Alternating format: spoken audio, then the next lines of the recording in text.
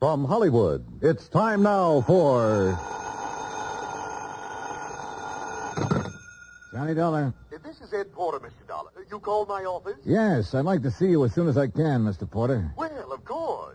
How long have you been in town? About a half an hour. Are you all squared away? I've got a room and I've had a bath, if that's what you mean. Well, then I guess you're ready to go to work. I will be as soon as I put on some pants. You sound in a rush. I'm always in a rush when I think somebody might be chipping us out of $100,000.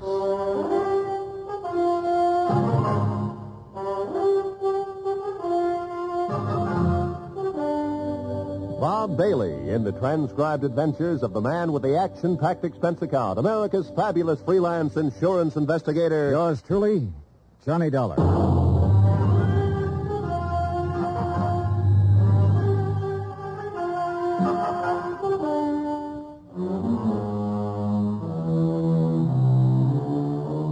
Expense account submitted by Special Investigator Johnny Dollar to Western Life and Trust Company, 826 Spear Boulevard, Hartford, Connecticut. The following is an account of expenses incurred during my investigation of the Markham matter. Expense account item 1, $143.69, air transportation from Hartford to San Francisco. Item 2, $17 for incidentals along the way, including transportation from the airport to the St. Francis Hotel. I walked the 8 blocks to the Commodore building where Ed Porter had his office on the 4th floor. He was a short, thin insurance broker with a face like a tight drum. He apologized for the clammy weather as though it were his fault. He asked me how things were out on the East Coast, invited me to sit down, and looked as uncomfortable as he was. I got the telegram you were coming last night. Investigator. I've never met one in all my years in the business. Must be very interesting work. Yeah. Look, I don't want to take up too much of your time, Mr. Porter, but I would like to get some information from you. Oh, certainly, Mr. Dollar. What can you tell me about a man named Floyd Markham? Markham? Well, he's the husband of a client of mine. I've met him, but I really can't tell you too much about him. My dealings have always been with Mrs. Markham. She's my customer. Then tell me about Mrs. Markham. Oh, certainly. I'm not going to ask why. I'm sure you have a good reason for coming all the way to San Francisco. The Home Office thinks I have an excellent reason. Yes. Mrs. Markham. Well, I've known her for 20 years as a customer. She's wealthy, always has been, and she handles her money well, and she lives rather well. Mrs. Markham's the one who has the money, huh? Mr. Markham is a salaried man, an industrial engineer. Frankly, I think he depends on Mrs. Markham for his livelihood. Oh, yeah. These 2 checks were issued to Mrs. Markham this year. Recognize them? Yes. Full payments on 2 endowment policies, $50,000 apiece. And they've cleared the bank. Anything wrong with it? Nothing wrong with the checks.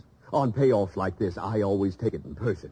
It's a custom, of course, to call and make an appointment and deliver the check to the client. Mm-hmm. And try to sell a little more insurance in the bargain. Well, that's about the idea, yes. Yeah. Anything strange about Mrs. Markham when you delivered either one of these checks? Well, no. Before I left Hartford, I looked up her insurance records. Her premiums are always paid right on the button. Mrs. Markham doesn't have a business office or a business manager handling her affairs. The checks are always personal checks on her personal account. Now, can you explain why someone like that might forget a 3rd endowment policy? Why, no. Well, there is a 3rd endowment policy. It matured this month. I have the check with me for $50,000.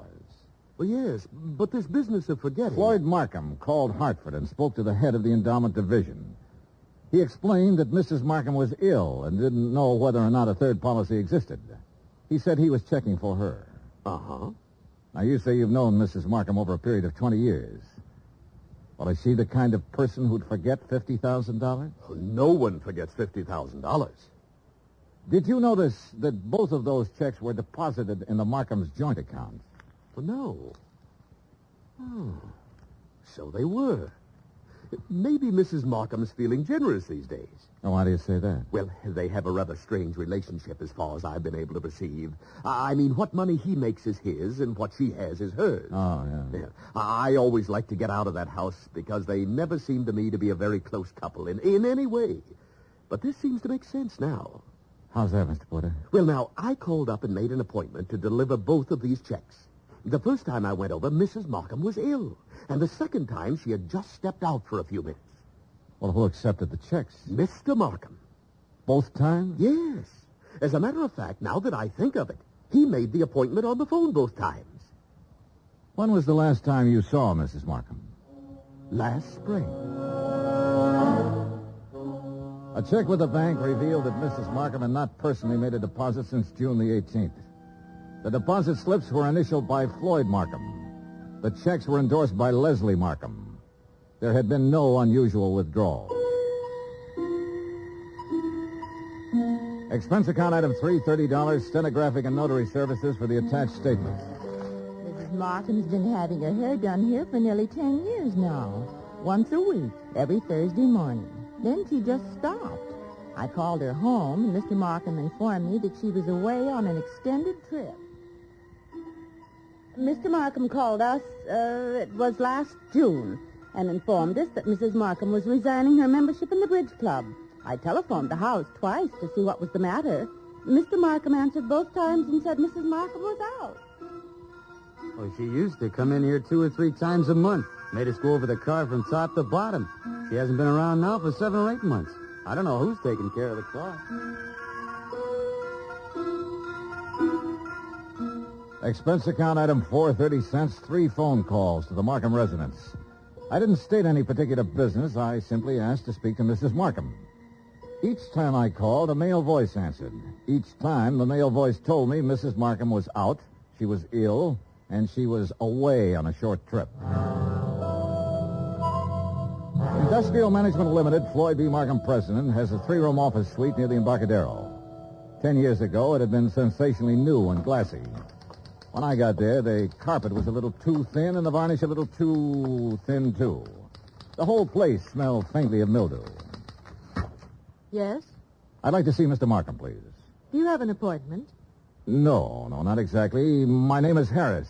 I'm with the Cleveland Pump Company. Pump company? Yes, we're setting in 38 of our installations at the new plant in Valparaiso. Didn't you get my letter? Well, I'm sorry. I'm afraid... May I ask your name again? Harris, Stephen B. Harris, Cleveland Pump Company. Oh, yes. Well, Mr. Harris, I'm afraid Mr. Markham never received your letter. When did you mail it? 30 days ago. Maybe it was 2 weeks. Well, tell Mr. Markham I'm here and I'll... I'm sorry, Mr. Harris. Mr. Markham isn't in the office just now. Oh. Well, I'll wait. Well... Well? He won't be in today. As a matter of fact, he won't be in the rest of the week. Where can I call him? Well, I'm afraid that's impossible. Can't I call him at home? No. Now, look, is he in business or isn't he? Mr. Harris, Mr. Markham hasn't been in the office for 6 months or more. He's tied up on a rather long-range project. What's your name? I'm Miss Beidler. Why didn't you say that in the first place, Miss Beidler? Well, Who else can I talk to here? No one, I'm afraid. You mean that's all there is in this office? Just you and him when he feels like coming in? I'll tell Mr. Markham you were here. The Markham house was on Fioradella Street, about 6 blocks from the Fairmont Hotel. Stone walls, iron grillwork, tangling ivy. An old house that had been built by rich people for rich people to live in. A looking place that only New Yorkers and San Franciscans can get by with and still be called wealthy. I used Ed Porter's car with the Western Life and Trust Company emblem on the door, parked it in the driveway as close as I could to the entrance. It was exactly 1 o'clock when the door opened. He was tall and pretty, with black hair and broad shoulders. Yes? What is it? I'd like to see Mrs. Markham, please. I'm Mr. Markham. Can I help you? My name's Dollar. I'm with Western Life and Trust Company. Mr. Porter called you? No, he didn't. Oh, well, it must have slipped his mind. He said he was going to call. What's it about? I brought a check from Mrs. Markham on her 3rd endowment policy. Oh. Well, I'll give it to her. She isn't in right now. Well, I'm supposed to deliver it to her. I'll come back another time when she's in. No, you can give it to me. I'll see that she gets it. I'm sorry, Mr. Markham, but I have Look, to give I know you want to give her the check and try to sell her some more insurance. She's just not in the market. And you can save your little spiel where it'll do some good. Oh, you misunderstand me, Mr. Markham. I have to deliver this to her in person. What's your name again? Dollar. Johnny Dollar. Come in. I'll wait till she comes back and make an appointment. Mr. Porter told me he'd made it for 3 today. She's here. Just come in. Why the runaround, then? Mrs. Markham is desperately ill. I don't want to disturb her with things like this. Well, I'm sorry to hear that. What's the trouble? Very serious anemia. So if you'll just give me the I have check, a report to make out when I deliver this. I just Only take a minute to hand her the check. Then it'll be off my mind and off your mind. Now, look here, Mr. Didn't you call the company's home office about this check? I called because Mrs. Markham requested me to call. Oh, yes. Just wait here. In the little swirl of his exit, I smelled shaving lotion and guessed at the brand name. I also guessed that his suit cost $300, even if I didn't know what San Francisco tailor had made it. The shirt, the tie, the shoes were expensive, too. Yeah, Mr. Floyd Markham liked expensive things. I wondered if he dyed his hair to keep it all black. I wondered if he was 45 or 50. I also wondered why, in a house of that size, on that kind of street, a servant hadn't answered the door. This way, Mr. Dollar. He led me up a flight of stairs and finally into a high-ceilinged room with a fireplace at one end. A gray-haired woman with a sharp, angular face was seated near the window, looking out over the city and the bay. She didn't turn her head when we came into the room, but I could see that her eyes were watery and slightly glazed. Please don't take too long and don't upset her. Leslie. Leslie, dear. Yes, Floyd. This is Mr. Dollar from the insurance company. He has something for you. Now, be a good girl, Leslie, and speak to Mr. Dollar. How do you do? And ask him... Yes. How is Mr. Porter? Oh, he's fine, Mrs. Markham, fine. He'll be sorry to hear that you've been ill.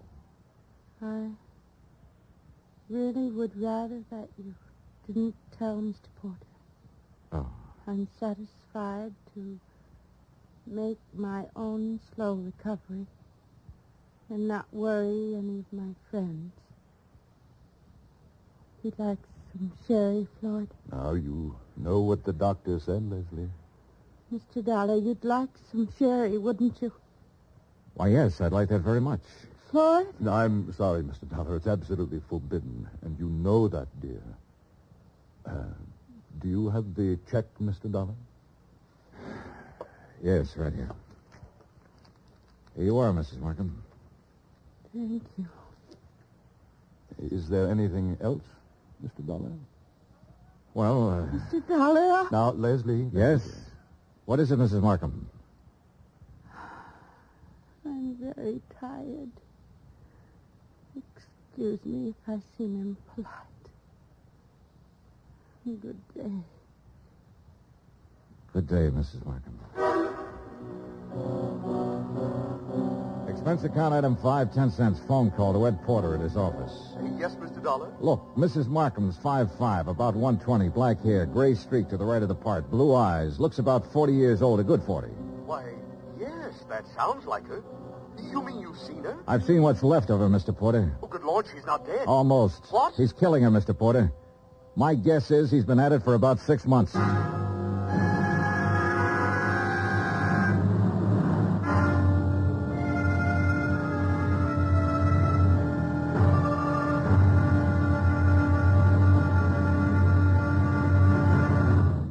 Act 2 of yours truly, Johnny Dollar, in just a moment.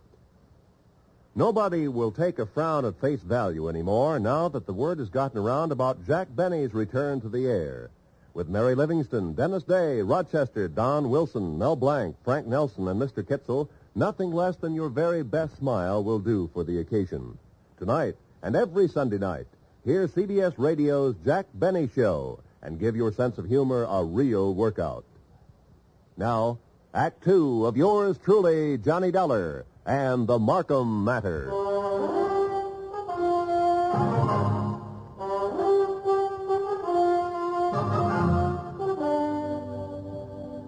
Take a rich old house on a rich old street in San Francisco. Walk in with a legitimate insurance check for $50,000 and tell a man named Floyd Markham you want to deliver it to his wife. Tell him this when you know that no one has seen or heard from his wife in 6 months.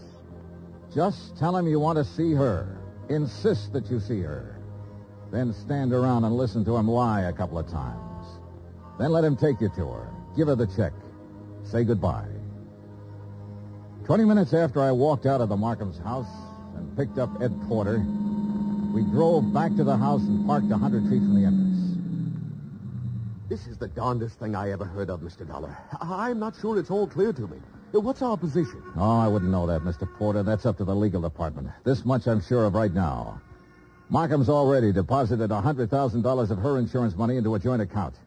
If I'm not mistaken, this last check will go into that account, too. Right now, while we're sitting here, she's probably endorsing that check.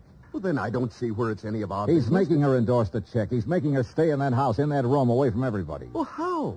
What way? He said she was ill. You said she appeared ill. I don't know how he's doing it, but I'm going to find out. Are you sure this isn't all surmise on your part? You weren't in the room when she said, "Let's have some sherry. Please, let's have some sherry." Well, I must be pretty She was dumb. really trying to say she wanted him to leave the room so she could talk to me. So she could have 1 little minute to tell me what the matter is, what's going on. His next move is to deposit that check. Then one big withdrawal, the whole $150,000, and bye-bye Floyd Markham. Mr. Dollar, I'm just an insurance broker. I don't understand. Well, how'd you like to be an investigator for about 10 minutes? Me?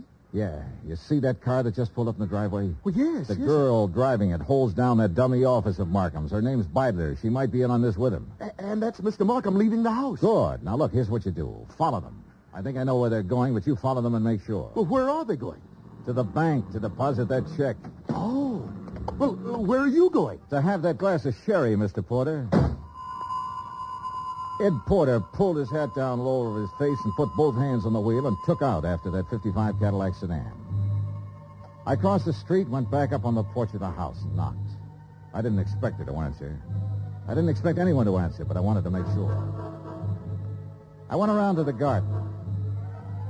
There wasn't a sound in the big old house when I opened the garden door and went up the stairs again. The door to her room was closed. She wasn't by the window anymore. She was stretched out on the divan. I felt her wrist for a pulse. It was there, faint, but there. About 3 inches up her arm, there was a series of little marks.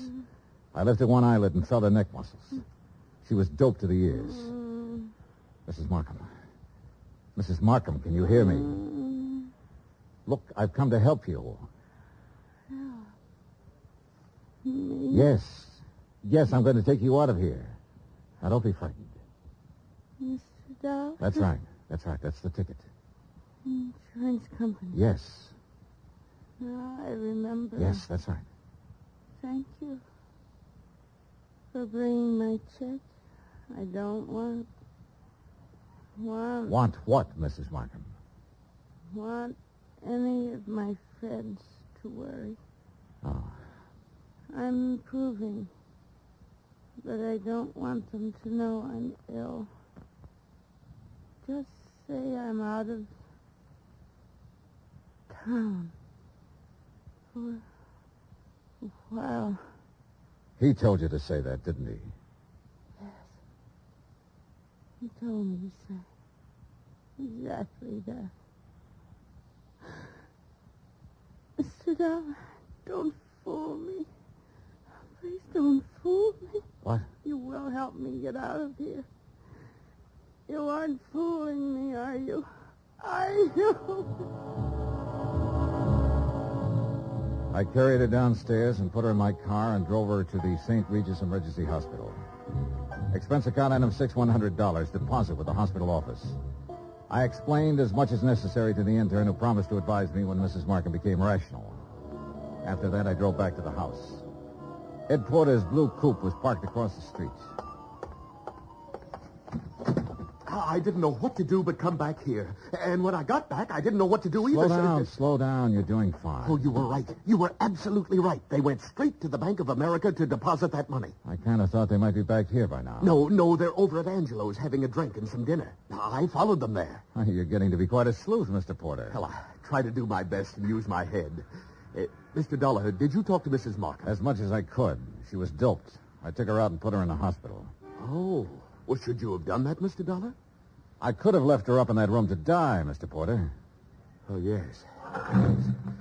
Well, what's our next move? Ours? Well, certainly. I can't quit now, Mr. Johnny. Well, let's go to Angelo's, Eddie. Ed Porter settled the hat lower on his ears and gripped the wheel harder, and we took off for Angelo's on Stoker Street. When we got there, we didn't have to go inside to see if our people were still around. The Cadillac sedan was in the parking lot. So we took up a plant across the street. Well, why wait? Why not go in and take them out of there and take them down to the police? Well, that might blow the whole thing. Now, we have to wait and see what Mrs. Markham has to say when she's well enough to talk. Yeah, but... I'm sure she'll have some charges to prefer. In the meantime, we wait and see what's what. Yeah, what do you think he'll do when he goes home and finds her gone? Well, that'll be pretty interesting. What do you think he'll do? Well, I imagine he'll think she got up and walked out. No, he knows better than that. He's had her doped up for 6 months. He knows he can go out of the house and she'll stay right where he left her while he's gone. No, that isn't it. Oh. Well, then he'll know that she had help. That's more like it, Mr. Porter. I liked Eddie. It gives me kind of a feeling. Okay, Eddie. Now answer the question. Oh, what'll he do? Well, he'll try to get out of town. That's it. He'll try to leave town. He'll know that he's had it. Come on. Huh? They're pulling out. We followed them to a cocktail lounge near the Presidio. They waited around outside the place for 2 hours. Expense account item 7, 25 cents. I called the St. Regis Receiving Hospital. Mrs. Markham's condition was unchanged. Item 8, $2, 2 hamburgers, 2 Cokes, and cigarettes for Mr. Porter and myself.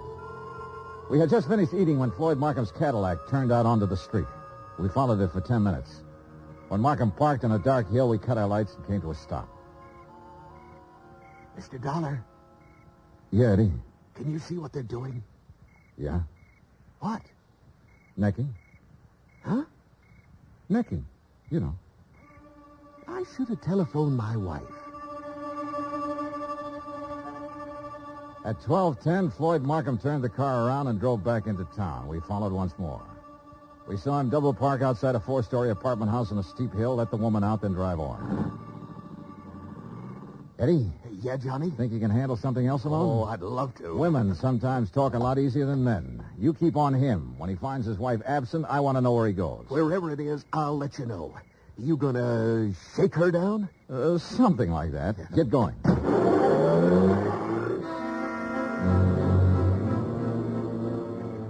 I watched my new assistant investigator follow out after Markham's Cadillac. Then I went inside the apartment house. I. Beidler was on the mailbox of apartment 104. I walked down the hall, listened a minute, then gave it a try.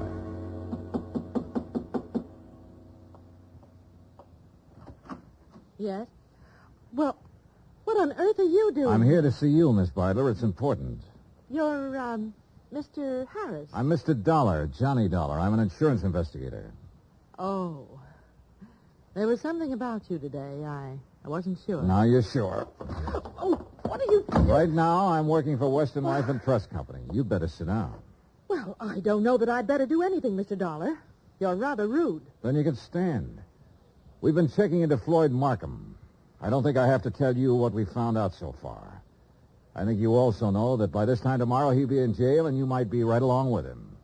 Well, I'm sorry, Mr. Dollar. I simply Don't be under- sorry. Just use your head. I said you might be right along with him. On the other hand, if you have some useful information, the insurance company might be useful to you. What do you mean? Well, I figure he sold you on an island trip or an estate in the country bill of goods. It'll be harder getting it out of him, but we'll get it one way or another. We'll get it all right. Now, what do you want to do? I want a drink. You? Oh, thanks.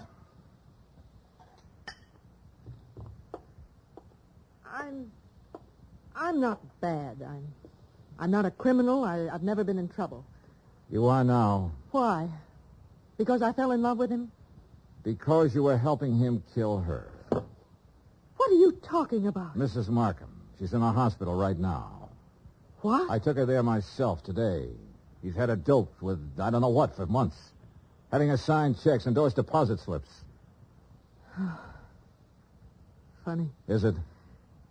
He told me that Mrs. Markham was out of town, divorcing him. I wondered how. You were right. It was a country estate. In England.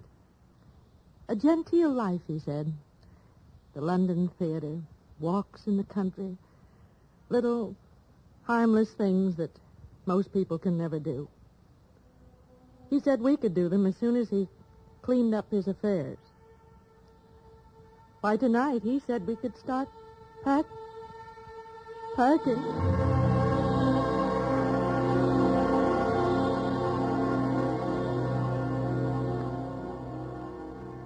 I took Iris Beidler with me back to the Markham house. The Cadillac was in the garage, and Ed Porter's blue coupe was pulled up across the street. When he saw us in the cab, he walked up. Hi. Hi. How's he doing? You can talk in front of her. Well, he hasn't done anything. I saw the light go on upstairs in Mrs. Markham's room, then it went out again. He's downstairs now, sitting in the living room. Okay. Wait here.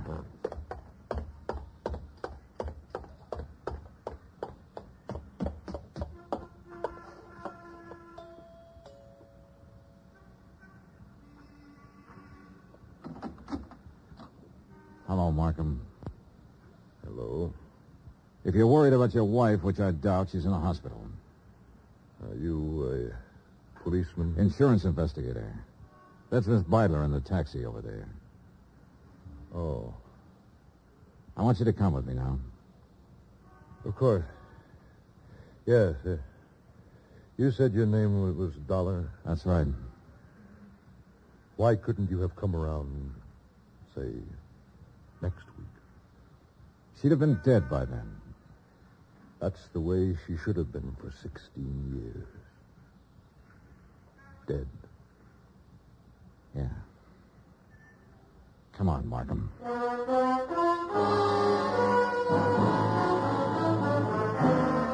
Expense account, item 9, $102, hotel and board in San Francisco. Item 10, $116, airfare back to Hartford.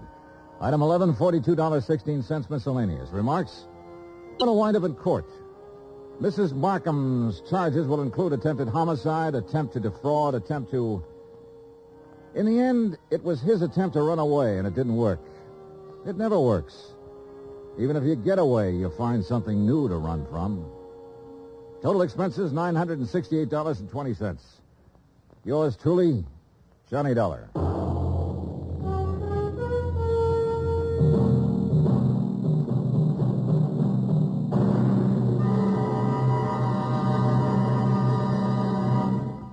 Now, here's our star to tell you about next week's story.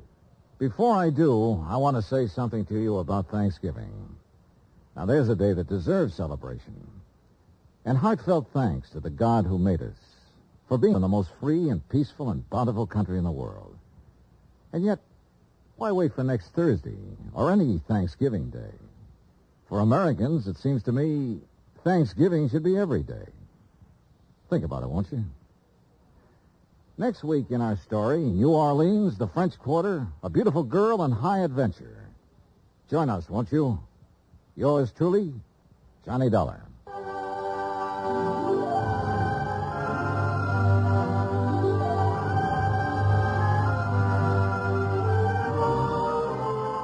Yours truly, Johnny Dollar, starring Bob Bailey, is transcribed in Hollywood.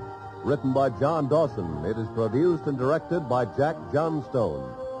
Heard in tonight's cast were Lois Corbett, Frank Nelson, Virginia Gregg, Bert Holland, Paula Winslow, and John Daner. Musical supervision by Amerigo Marino. Be sure to join us next week, same time and station, for another exciting story of yours truly, Johnny Dollar. Roy Rowan speaking.